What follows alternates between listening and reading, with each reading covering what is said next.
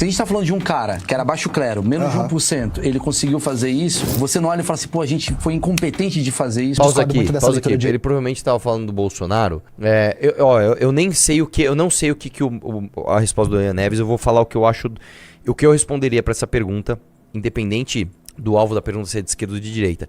Eu acho que não, cara, porque existem outras pessoas que também fazem parte do centrão, que também eram de baixo clero, que também eram de alto clero, que também eram de mais à esquerda, que também eram mais à direita e que não tiveram a competência, porque o Bolsonaro foi muito competente nisso, em conquistar o imaginário popular como o Bolsonaro fez em 2018. Tá, então eu não acho que foi por incompetência das esquerdas em se comunicar na internet, apesar que o Bolsonaro ganhou, mas isso é um fato. A esquerda hoje está aprendendo a se comunicar na internet, tá? Em 2018 eles simplesmente não existiam. Vamos lá, vamos ver a resposta do Ian Neves, que tá gordinho, né, meu? Tá bochechudinha, não?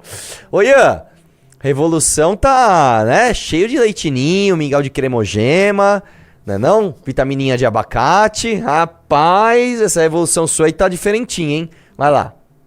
A esquerda não sabe se comunicar. Por quê? Porque a direita, quando ela se comunica na internet, ela tem algumas chancelas que a gente não tem. A primeira é a possibilidade de cometer crime de maneira impune. Por exemplo... Pausa aqui. Do que você tá falando, velho? Primeiro que é o seguinte, todo mundo sabe que a justiça...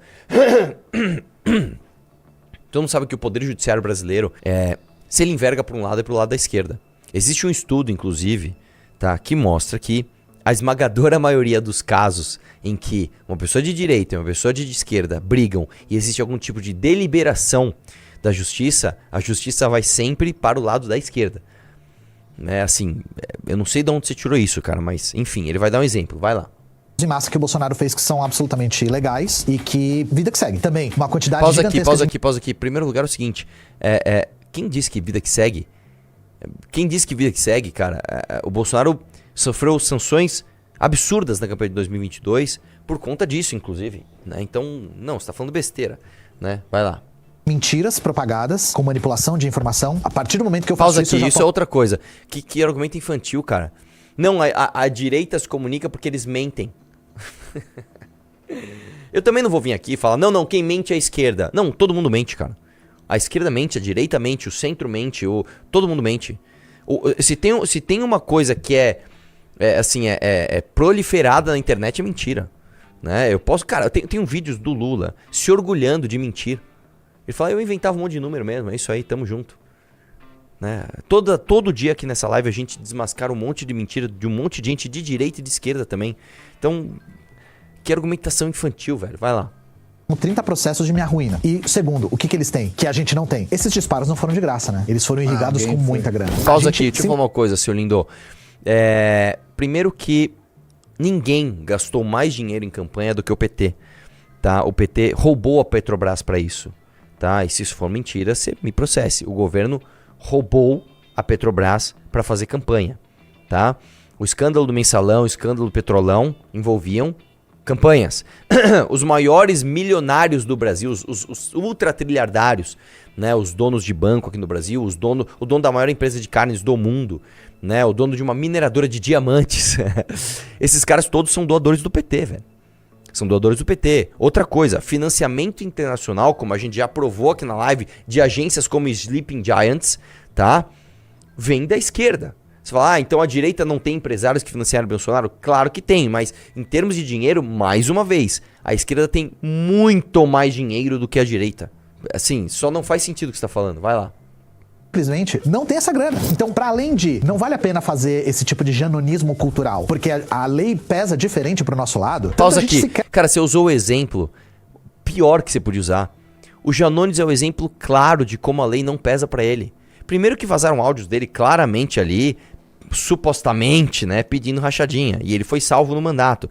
Só que mais do que isso, o Janones, ele mente, ele calunia, ele difama, ele injuria, ele faz de tudo na internet, ele é um poço de fake news. O Janones, ele é o Janonews, né, cara, ele é super fake news, e não acontece nada com ele, velho.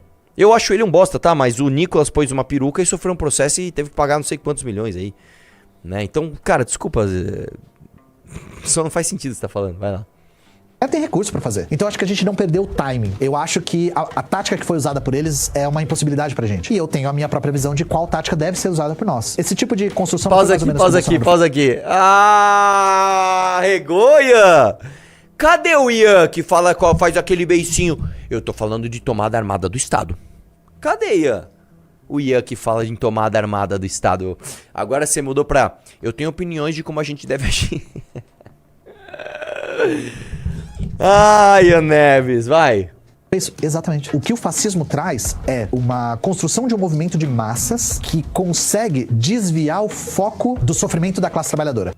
Não, então vamos lá, Ian.